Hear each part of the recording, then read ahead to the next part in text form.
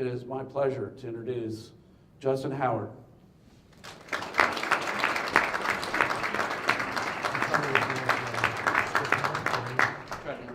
Can you guys hear me in the back? Good? Because I feel like if I use that microphone, I also have to run a game of Plinko. Does it not look like that microphone? Or you just don't care? All right, well, I'm excited to talk to you guys, especially the people that are standing in the back, because it makes it really feel like this is an exciting event. So they purposefully did not get enough chairs to create like that feeling of excitement. Although there are 4 chairs in front that none of you seem to want to take. It's all right. All right, so like Chuck said, my name is Justin Howard, and I own the Black Box Improv Theater in downtown Dayton. I'm sure you've all been. Raise your hands if you have been to my improv theater. Oh my God, 3 of you. I think it was actually 4. That's okay. If it makes you feel better, this is my first time at Alternate Solutions. Though you've not invited me every week. So we have an improv theater, and it has shows every Wednesday, Thursday, Friday, Saturday. And everybody who performs at the improv theater is local to Dayton. So they're probably your neighbors, maybe even coworkers. I don't know if anybody in here works. And it's like common for people to think that we're like a stand-up comedy club where we bring in comedians from out of town, but that's not true. Everybody who performs at our theater started not knowing anything about improv, and they took classes and they got to know it, and we do pretty well for ourselves. We've gotten invited to New York City to Amy Poehler's improv festival for like 5 years running now, which is really exciting. We're more famous in the improv world than we are in Dayton, if that's not evident by how few of you came over the last 5.5 years. So like Chuck said, I started by opening the improv theater in July of 2012. The first night we were open, it was really exciting because we had like 60 people in the space. I had invited all of them. It was like a soft opening, invitation only. And that was Friday the 13th, because I didn't pay attention to the dates. I just was like opening a theater, right? On Saturday the 14th, we opened to the public, and 6 people showed up. And it wasn't the 4 of the people that saw. And so we started this hard road of getting people to come downtown to see improv shows, because for some reason in Dayton, Ohio, when we hear bad news, we think that it's all happening in downtown. So I think everybody thinks that there are bullets whizzing around downtown Dayton. There are not. And so we're on 3rd Street, just south of the Dragon Stadium. If you walked out of Dragon Stadium and walked straight south, you would run right into my doors. We're right in the building with Square One Salon, if you've ever heard of that, and a few other things.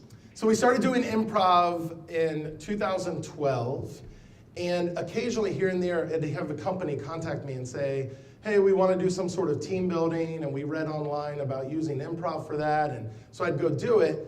But then a guy from my theater ended his service in the military and got in at Harvard in their MBA school. He was sitting in class one day, and they had a group of actors come in and teach them certain acting skills and how they apply to business. And he went to his professor afterwards and said, hey, you need to talk to this guy who I've been doing improv with in Dayton, Ohio. And in 1 week, I was on a plane to Harvard, which was really wild. So I got to teach Harvard students improvisational theater. And now when I say that, people think that I'm automatically good at it. So it's done wonders for my business. I don't even have to be good at it. I just say Harvard. So I started working with businesses, and what we started doing was teaching them the stuff you need to be good on stage in the business world, because as it turns out, there's a lot of connection between those two, and I'll talk to you guys a little bit about that. But one of the reasons that I'm really excited to talk to you guys is all the growth that you have. So this is kind of like the word for the day, or maybe the year. And if you're looking at that and you're thinking it's physical agility, it might be because Al told you they're going to open 35,000 more square feet, and you're thinking that's a lot more walking. But it's actually mental agility. And a lot of companies that I work with are pretty large. And so we have a big list of Fortune 500 companies that we work with, and something that they tend to struggle with is being able to compete the larger that they get. So my friend who went to Harvard is starting a company called Magpie.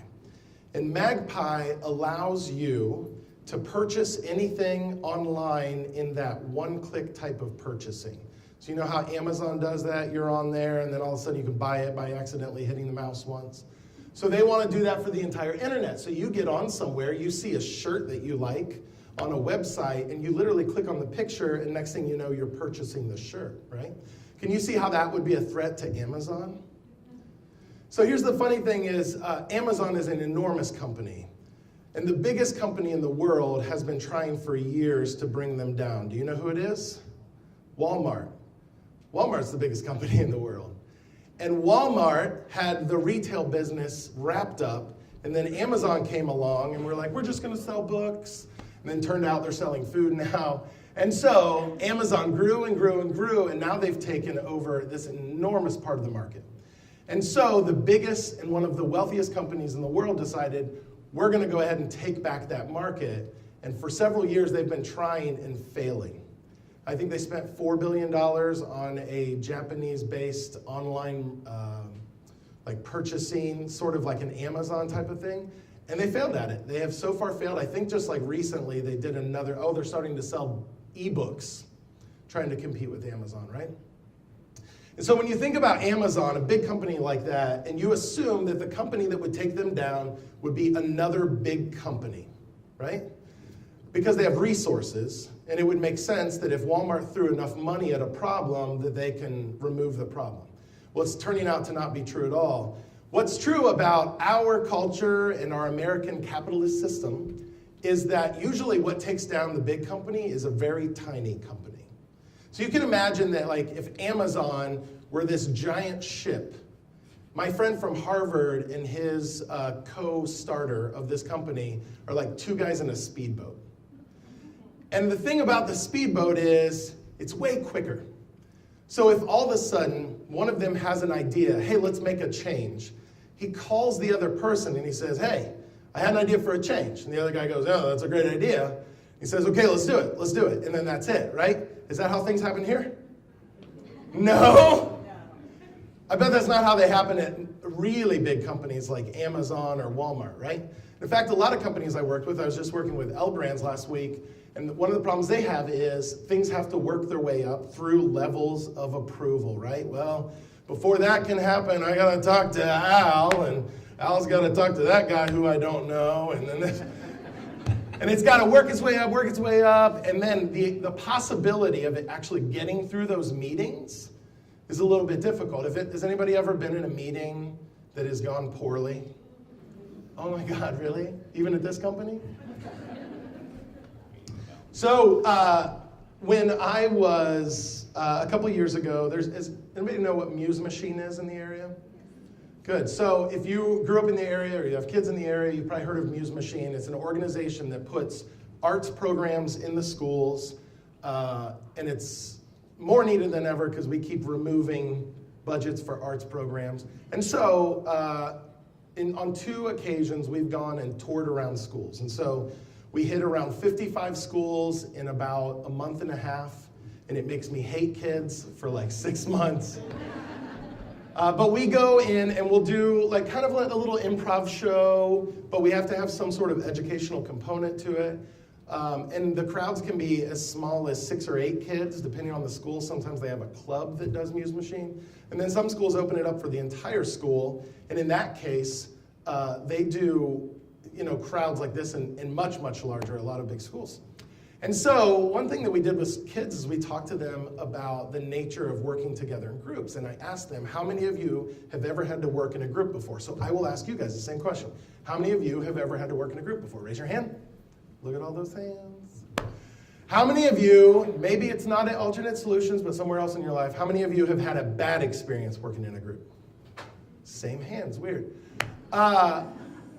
So I asked the kids that question. And the first one was just like you. All of them have had to work in a group. Now, why do we make kids work in groups? Anybody? Toss it out. To prepare them for life. To prepare them for this miserable life that they have to go into. You didn't use that word. I did. For the record, let it be noted, she didn't use miserable. And so we have to prepare them for life.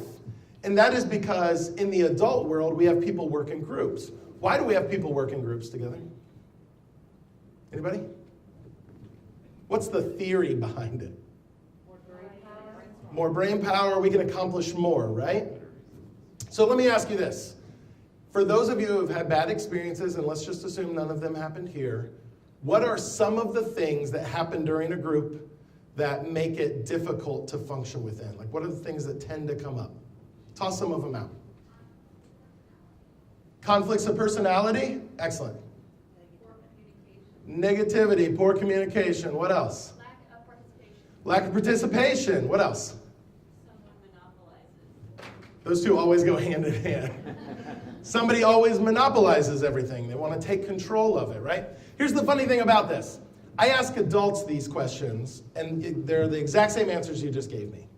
And I ask kids these questions, and they say the same thing too. They don't use big words like monopolize, but it's basically the same stuff that they're saying. So that means like as low as like 5th grade, maybe even lower, they're having the same problem working in groups that we have as adults working in groups. Why are we still doing it? Why are we preparing them for this, right? So they just know how hard it is?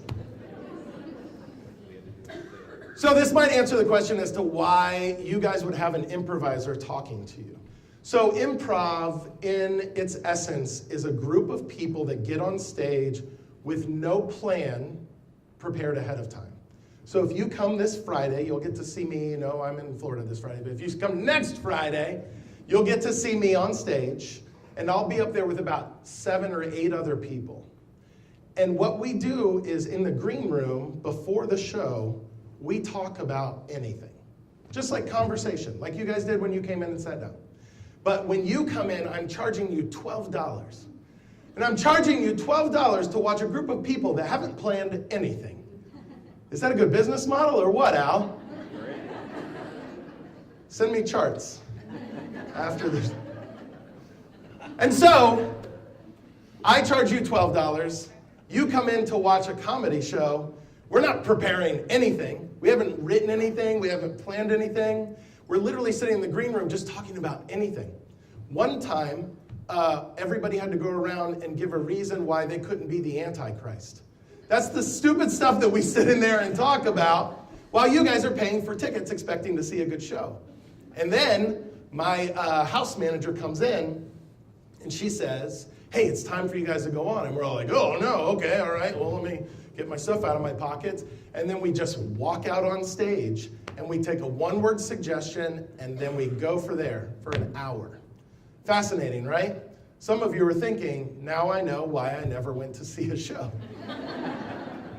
But they actually go really, really well. In fact, they go so well that when we're done, we'll get done in the green room and we'll kind of talk about the show. And then we'll go back into the crowd and a lot of people are still lingering. And it's really common for people to come up to us and they will say the same thing every time. It goes like this. You guys are so either funny, quick-witted, creative.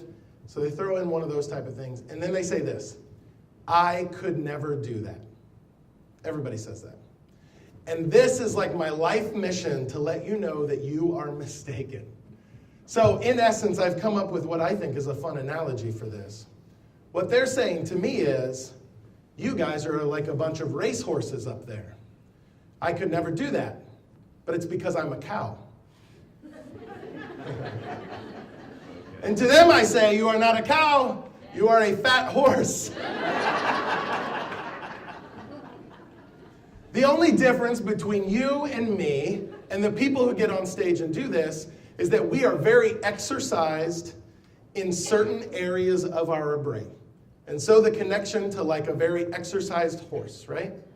And so from your standpoint, if you're that audience member that comes up to me, it is genuinely that you just think that like you're not even capable of it. But the truth is you're capable, you just haven't worked at it. And you probably didn't know what working at it really meant. And so I love business books. I love all business things. But there's one thing I hate. Has anybody ever figured out if they're an introvert or an extrovert? Right? All the heads nod. Have any of you ever done Myers-Briggs? And then there's JFRPQ or something. I taught a class actually at UD Center for Leadership. And I remember at one point I was talking about stuff, and this lady goes, "Oh, well, I know why I'm not good at that. It's because my color's purple." And I'm like, "Well, what the hell does that mean, your color's purple?" That means nothing to me.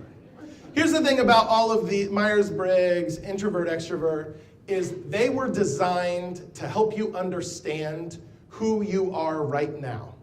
That can help you understand what you need to get better at, and it can also help you understand where you're strong. Like why certain things in your life you feel really good about, and why certain other areas you don't feel as comfortable with.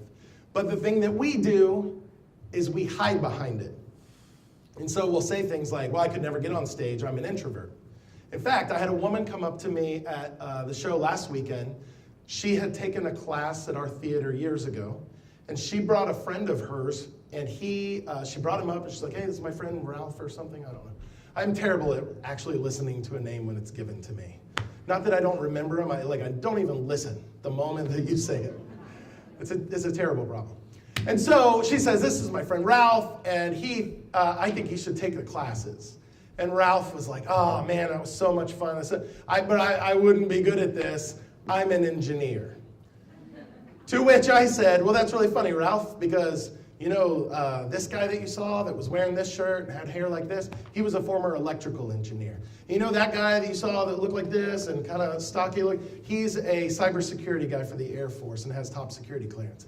And you know this guy, he's a computer programmer. And this woman, she's a teacher. And this woman, she leads a group at a large brand in the Dayton area." And so you could see as I was talking to him, like him start to be like, "Oh, wait a minute. This defense that I had come up with to allow me internally to talk myself out of having to take an improv class is being debunked person by person, because apparently the things that I'm hiding behind, that group of people stopped hiding behind some time ago." And so when it comes to the skill that you need to be on stage, it actually has very little to do with who you naturally are. In fact, here's some stuff we know about our brain. And one of the really cool things about what we do with the consulting side of our business is my cohort, who's awkwardly holding the camera right here in the front row, is engaged to a neuroscientist. Am I saying that right? And so we will talk to her about stuff like, "Hey, we notice when people are in groups, they tend to do this." And we'll call her and we'll be like, why do they do that? And she'll say, "Well, that's actually this. And in 1987, so-and-so studied this and they found this." And what's really cool is, in the world of improv, we started over here with, hey, we got to find a way to get people on stage and get them to perform so we can charge people without any pre-planning. And then over here, science was like, people are weird, we should look into this, right? And what they did is they started migrating through research over here, and we started migrating through guess and check exercises over here, and we kind of met in the middle. And it's really fascinating the amount of science behind a lot of the exercises we use in improvisation to get people better at the skills that they need to be on stage. And then what starts happening is people who are in charge of large companies will come and watch our shows, and they'll say, "How do you guys do that as a group? Like, is it just that you are really unique? Because I would love if people in my organization could work in a group like you guys do." And so the idea behind group work is, and the reason that your company employs it and every company in the world employs it, is that we assume that, what is your name? David. David, great. So David's brain gives us this much capacity, okay? Let's just call it that. And Al's brain gives us this much capacity. And our idea is if we put them in a room together, we get this much. But that's not true. Oftentimes, when we put people in a room together and they don't know how to work well in a group, and I'm not talking about like trust falls. I'm talking about really knowing how to work as a group. We take this plus this, and we get this. And then it turns out that someone hijacks things. And then somebody else decides, well, she's in charge of it, I guess, right?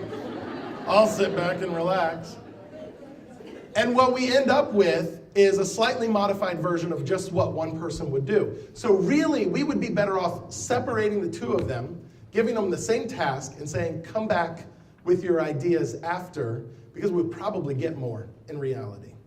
And so companies are understanding as they grow and get bigger, and you guys are growing like gangbusters. Most of the companies I work with are not growing like you. Some of them are already larger, but because they're older, right? You guys are growing at an insane rate.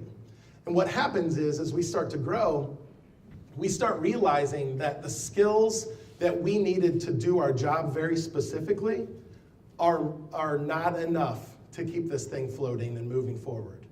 That all of a sudden we need people to work well together. And we need to, even though we didn't name these 4 people as our creative team, we need them to be creative about certain aspects of our company. And so all of a sudden companies start like searching, how do I fix the nature of these people? It's really tough because the first place we usually start as companies is with someone who does training via PowerPoint. Now Chuck's gonna kill me right now, but I hate PowerPoint. It's great for a lot of things, right? When we're trying to give information, like if Al had been up here and was like, well, just imagine that there's like this much profit and then this much. Maybe next time try it. But the reality is, if he didn't have some sort of way to display that, it wouldn't exactly connect with you all the time. But that's good for technical stuff and for downloading information that you need. In terms of trying to change the way you intuitively operate, PowerPoint's no good, especially when it comes to something like listening skills, which I'll talk about in a second. But this is typically how it goes. All right, to be a good listener, you need to make good eye contact, so, make eye contact. So, nod your head when other people are speaking. That shows that you care. And that's a lot of the training you've gotten over time in your life, right? And it's great. It's not that the information is wrong. It's just that how do we get this from here to in here? Because the truth is, when you're going through everyday life, some of you interface with customers, some of you interface with the people who are in the field, some of you just work with people within the office, some of you do all that stuff. And the reality is, in a moment, you can't be in a conversation and be like, okay, make eye contact, nod your head, right? You can't really do that, because then you're a robot, and robots are on their way, and we're fighting them back, right? So, when it comes to the ability to intuitively communicate, companies are finding their return on investment on this is really poor. It's a really hard thing to translate into changing the way their company actually works. And so the next thing we go to is something you've probably done before, which is role plays. Have you guys all done role plays before? Good. So here's the thing about a role play. What's your name? Susie. Susie and? Sherry. So I take Susie and Sherry and I put them in a role play, right? And right now they just shivered a little because they thought they were going to be brought on stage. I saw it. Bring them on. So it was Susie and Sherry. So I take Susie and I say, okay, Susie, in this example, you're a customer who's upset with our company. And Sherry, you are the representative from the company.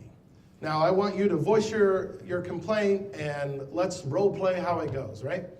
Well, here's the problem. Number one, those of you who deal with any human being know that every interaction is totally different. Personalities, and so you can't really hedge that thing in a certain direction. So role plays are tough. Not that they're bad, but they can't cover every possibility. And then the other thing is, Susie works for our company. Susie knows the things we do terribly, right? And so the first thing she's going to do is push on one of those.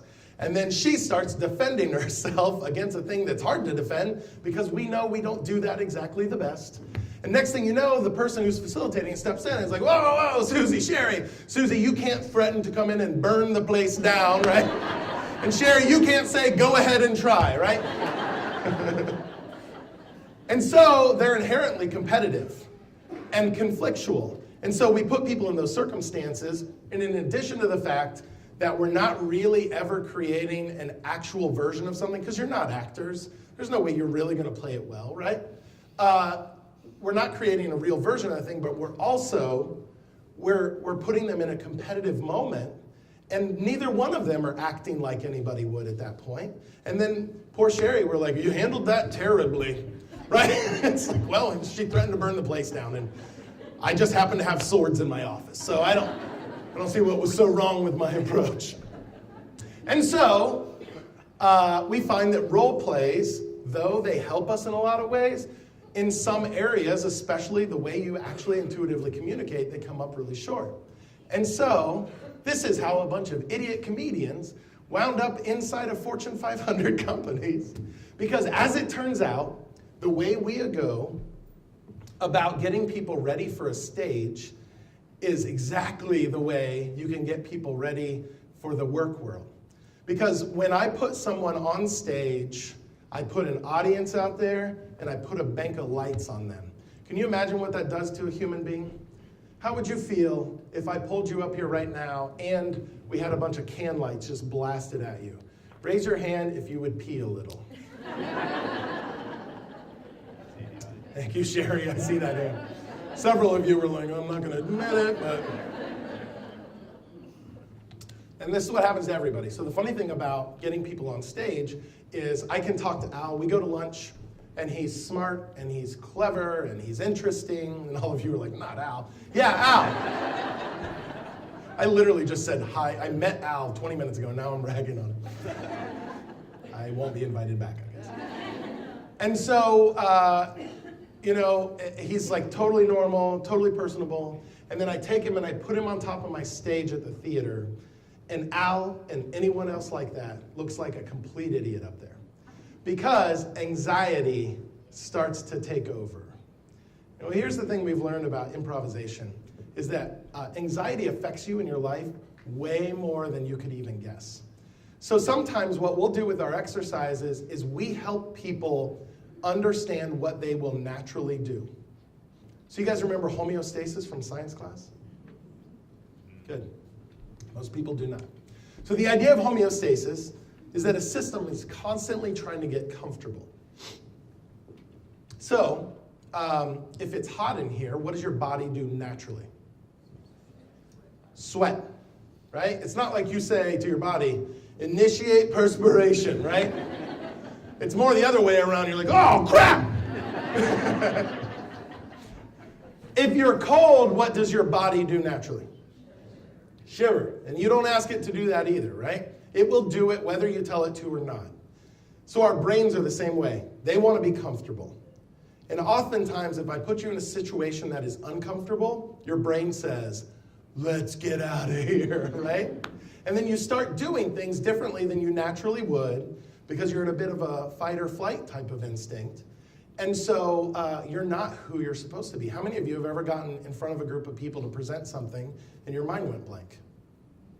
So this is a really common phrase. It's actually sort of the opposite of what it's actually true, because our mind never goes blank. What things actually go into our mind in that moment? Oh my God, I'm going to get fired, right? I look like an idiot. It's time to quit. And so what ends up happening is we hear a bunch of voices in our head about the judgment of ourselves and the situation that are telling us 100 things, but none of them are what we're actually there to concentrate on and talk about. And so we open our face and no words come out. And then we say, oh, my mind went blank. Actually, your mind was filled with all of the wrong stuff. And so when it comes to being a good group member, we actually start with your ability to actually communicate to somebody. So Harvard did a study in the 50s, and they wanted to know, out of everyone they tested, what percentage of retention do we actually get when we talk to someone? So if Al and I go, we sit down and talk, what percentage of what he says do I actually retain? I'll let you guess. I'll give you a clue. It's not 100%. What are your guesses? 25% is what Harvard came up with. Some of you guessed lower because you hate humans. 25% is what Harvard came up with. And it was such a low number that a bunch of schools have done that survey since, and they all land in that 20 to 25% range. So do any of you have kids? If your kids came home with a 25%, what would you do? Yeah, some people think, they're like, I'd kill them. But you know what the truth is? You wouldn't. Because it's such a low score, you would actually probably call the school first and be like, hey, do we need to talk? Is there something going on with my child, maybe medically or something? Really though, right? You wouldn't kill your kid for that unless they just didn't show up. 25% is terrible. In most schools, 59% is where we start the F range. And in truth, a lot of schools, they've moved it up even more, right? Because 25% is just a miserable representation of knowing anything, right?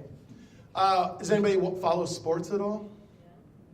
If you shot 25% from the free throw line in basketball, good? Terrible. Sometimes people yell, Shaquille O'Neal. Shaquille O'Neal shot 50%. He was twice as good as that. If you shot 25%, when the official handed you the ball, you'd be like, no thanks. It's going to be embarrassing. Let's go the other way. So even in sports, something totally inconsequential in our world, we have drawn a line that is well above 25%. And yet, that is the rate at which you have been listening since you started communicating. Who taught you how to listen? So I have a degree in communication, and that was the first time that anybody actually talked about the nature of communicating to me in my schooling. Most people don't have like a listening class in school. So then who taught you? Nobody, yourself. Nobody and everybody, right? Your parents taught you, but only by seeing. Your neighbors, your aunts, your uncles, your grandma, your grandpa. Your teacher, but not directly. That's who taught you how to listen. But what if everybody's doing it wrong? Then it would stand to reason that we also do it wrong. Harvard, if you're wondering why people only retain 25%, Harvard went on to try to figure out why people only retain 25% of what they hear. They did not come to the conclusion that our brains are incapable of it. What is your guess? Your own thoughts. Here's what they came up with. This is the saddest thing in all of humanity. While other people are talking, you're thinking about what you're going to say. Isn't that sad? Those of you that raised your hand and said you have kids, you do it to your children. You do it to your parents, you do it to your neighbor, you do it to the barista when you get coffee. Why do we care about what we're going to say when somebody gets done?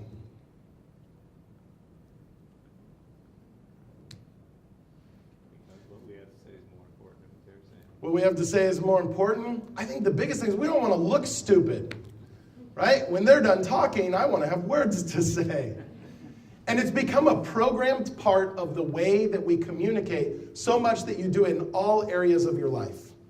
And so here's the thing about improvisation. We found out that this is a terrible idea, because here's how this will go in an improv scene. Now remember, improv is totally made up, right?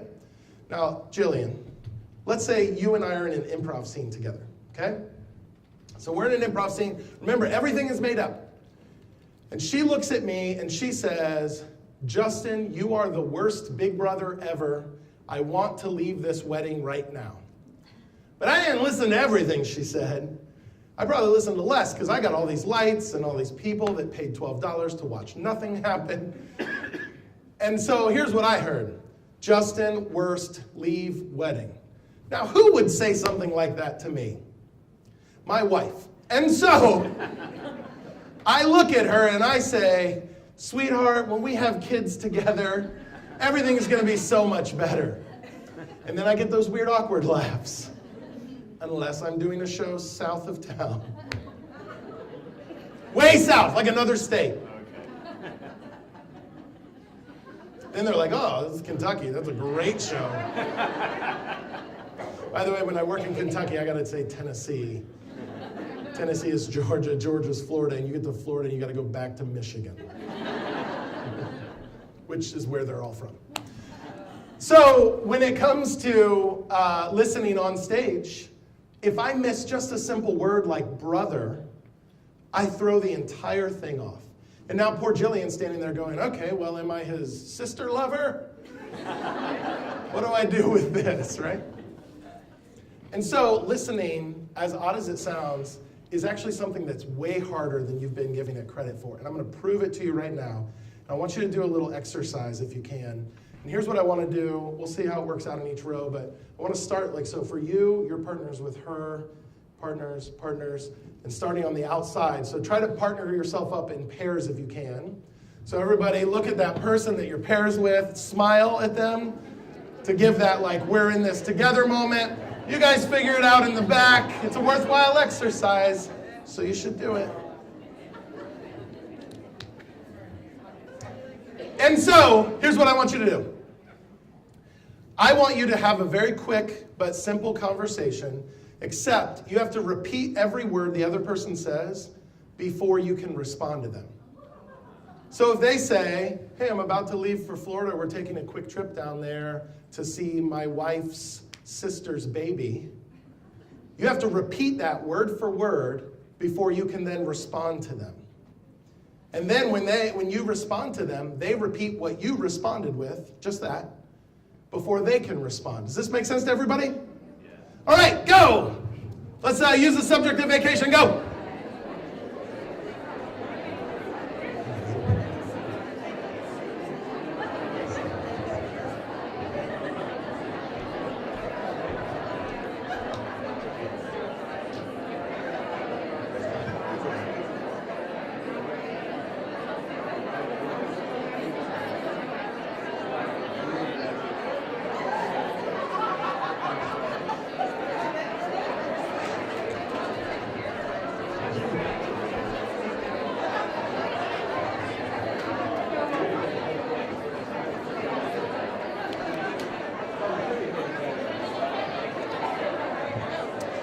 Everyone stop.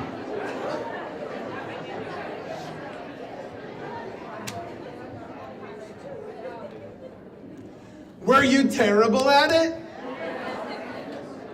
Isn't that fascinating? How many of you it felt like a bit of a strain to do that? It should be. I don't know if you guys have noticed because I've been standing like this, so I'll turn now. I am overweight. And if I decided, because like I said, I'm leaving for Florida, that it's time for washboard abs, but I'm leaving tomorrow, so I better get a move on, and I do 1,000 sit-ups tonight, how are my abs going to feel in the morning? I'm not going to go to Florida, am I? I'm going to lay in bed the whole day. Because when you use a muscle that you haven't used in a way that you haven't used it, and I have not used it, then it's sore. And that's how your brain is. And this is how we learn in improv. We put ourselves in circumstances where we push a certain aspect of our brain to, first of all, feel what good feels like and feel what bad feels like. That way, when you're talking to someone, you can go, oh, crap, I'm doing that thing. And so you can kind of train yourself. But over time, as you work at that exercise and you work at that activity, you actually can strengthen that part of your brain. There's actually something called neuroplasticity, which is this phrase essentially: what fires together, wires together. So if we can make your brain do things at the same time in certain areas, which it is not before, at first, it feels a little bit painful. But then as time goes on, those things chemically, literally, start to fuse in a way that they actually happen at the same time. And that's how we can change the way that you intuitively communicate, is we use exercises that have been developed over years and years, and I didn't come up with all of them, but to force our brains into certain areas that help us with things like listening skills. Can you imagine how if you were able to listen, like you had to repeat every single word that the other person said, how much better meetings would go? Does anybody ever feel like no one listens to them? It's because no one's listening to you. 25%. It's terrible. The good news is you weren't listening to them either. But just imagine, as this company is growing and changing, and it has to change. And by the way, that whole structure of, well, I got to talk to this person who takes it to that person, takes it to that person, that really can't change. Because as a company grows, you have to have a way of managing people, managing processes, managing ideas. It has to happen like that. But the way that things function when those people are in a room, that can change. And it has to change. Because you guys started with how many people? 5. How many literally started with? 2. 2. They started in a speedboat, right? They weren't the industry. They were this tiny little boat in the industry that everybody ignored. And what happened? The chart says that they took down a lot of ships along the way, right? Now you guys are a good-sized ship. And pretty soon, when we talk about the industry, you guys are the industry. That's where you're heading. And so, if you operate like a big albatross of a ship, then you can start the clock until 2 kids from Harvard, or maybe not Harvard, get in a speedboat and run laps around you and find a new way to do things, and they bring the whole thing down. So when they use the word agile or agility, this is what we're talking about. The ability to change, adapt, move, get into a meeting, work together as a team, work together in your everyday life. And so in improv, we teach things like quick thinking skills, how to be more creative, and how to actually work in a group in a way that builds on ideas and grows. And the cool thing about all of this is if people actually listen to you, they feel, or you feel valued, right?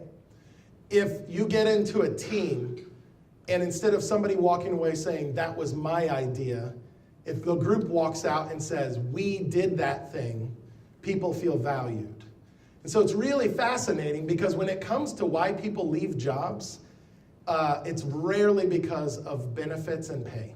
Though those are usually the things that a company tries to go at first to try to retain people is, oh, let's give them a little bit more of this, right? And nobody argues because it seems like extra vacation days are a great idea. But the truth is, when people leave companies to move on to different companies, it is almost always about how that organization made them feel. And it's not always their boss. It's not like, well, if the CEO would just stop being a jerk. That's not the case. It is literally the people you work with, the people you work around. Do they make me feel like I'm wanted? And do I make them feel like they're wanted? And I know this sounds like almost spiritual at some point, but what excites me about being able to involve myself in the business world is my theater has 70 people that perform from Wednesday through Saturday. About 200 people are very active in the theater. That means they're there a lot. They involve themselves in extra classes and different things. If I put something on our internal Facebook page and I said, guys, I need help moving Saturday, I could get 200 people there. And you know what I pay them to do anything in the theater? $0. Nobody who performs get paid. Unless your company paid us to come do a performance, that's the only time that they make any money at doing improv. And they show up every week on time. They put in extra hours working at it. It's one part because the form is fun. It's fun to get on stage and do that thing. But everybody started scared, and nobody ever started with the idea that they'd get on stage. The biggest reason people show up is the community, because what we do on stage, we translate into the theater when we're talking to people. So you go to a place after work where people actually listen to you. You go to a place where your ideas aren't shot down, but they're built upon, and you're valued, and people are addicted to it. I've created a small cult. And you can too, and that's the exciting thing. We can all be a cult. If you want to make incremental changes in the way you individually go about things, you can have an organization that as it grows, and it may feel great now, you might be like, yes, I love this place, everybody values me, but as we grow, all those things start to go away. I heard there's a thing where everybody gets cake here. Right? That's why you all laughed at that, 36 feet of cake. And it started that everybody got a cake on their birthday, is that right? Any of you here for a long time? Now what does it come to? Twice a month cake, which is way more cake than anybody else gets. But that is like a silly example of what actually happens in a company as it grows. It just can't give everybody cake all the time. We'd have to put a bakery somewhere in here, right? And we need that square footage for those 10 people. And so, as your company grows, there are going to be bits and pieces of it that go away that you loved and you wish were still there. But it has to. There's just no way you can operate like a speedboat when you're in a big ship. However, there are some things that you can change within your company and within yourself that will make this feel as much like home as your actual home itself, which is a really fun idea because you guys are a home healthcare company. And so, I was given 30 minutes. I think I used like 50 minutes. I'm going to give the floor back to Chuck because you guys need to give out some awards. Thank you guys for having me, and hopefully at some point I'll see you again. Thank you.